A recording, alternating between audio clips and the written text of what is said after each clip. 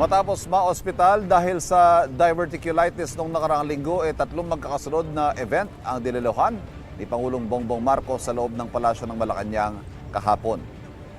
Una riyan ang farewell call ni U.S. Ambassador Mary Kay Carlson.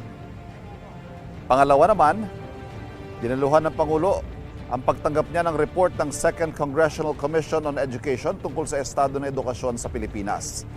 Ibinigay rin doon sa Pangulo ang mga plano ng lehislatura para sa edukasyon sa susunod na 10 taon. At pangatlo, ang ceremonial handover para sa pamumuno ng Pilipinas sa Association of Southeast Asian Nations o ASEAN Summit ngayong taon. Hindi pa sigurado Malacanang kung kailan babalik sa normal ang schedule ng Pangulo, pati ang kanyang pagdalo sa mga aktibidad sa labas ng palasyo.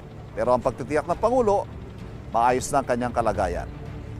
Samantala, piniimbestigahan naman ng Philippine National Police sa Anti-Cybercrime Group kung sino ang nagpakalat ng peking impormasyon na malalaraw ang sakit ng Pangulo.